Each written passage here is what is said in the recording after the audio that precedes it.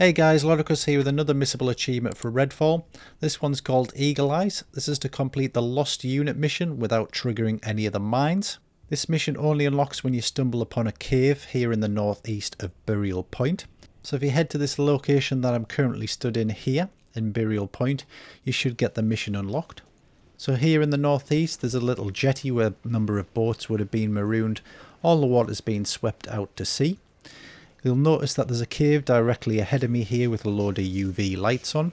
As we approach the cave you should get the mission start called the Lost Unit. Then once we head inside the cave we have to get through this whole mission without touching any of the Bellwether trip mines. The mission itself, we have to unlock 3 supply crates and loot a document that could be found in here. There is a number of vampires but all of them should be asleep, so you should be able to do this quite stealthily. The first set of trip mines here, there's 3 of them.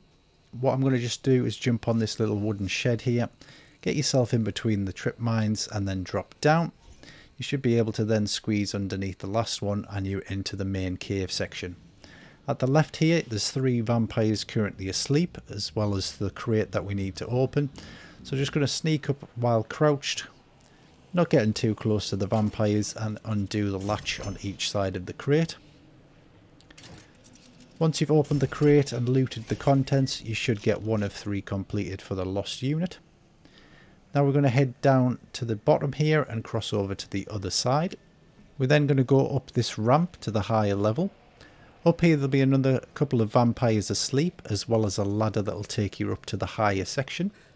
That ladder will actually take you to the top where there's another vampire sleeping, as well as the document. There's another trip mine here. I'm just going to move around the back of the UV generator there. You could have pressed X on that to switch it on, and what that would have done is frozen those 2 vampires in place. Like I said, you could have gone up the ladder which was next to those 2 vampires to get the document, but the vampire at the top will aggro and you will need to deal with it. So we're going to move around here first of all, and then there's a cave mouth to our right. What you can do here is just mantle up, go along the boards, and then we're going to just drop into the red mist for a little bit here and climb back up, and we'll find our second crate. Again, just take the latches off each end, open the crate, and that's number 2 of 3. Now that we've looted that crate, we can then head back down the tunnel. If you did have a UV gun you could take out that mist sprayer, but for the speed here I'm just going to mantle my way through the mist and get hurt. Then once we come out back into the main cave section, we're going to stand on this rock and look directly down, where we'll see a turret. You could destroy the turret, but in this case I'm going to hack it, so I'm going to UV gun that mist sprayer in the distance there. Once it's turned to stone, drop down. I'm going to rewire this turret. Now that the turret's friendly, we can head over to the crate and release both of the latches. This will be our 3rd and final supply drop that we've opened.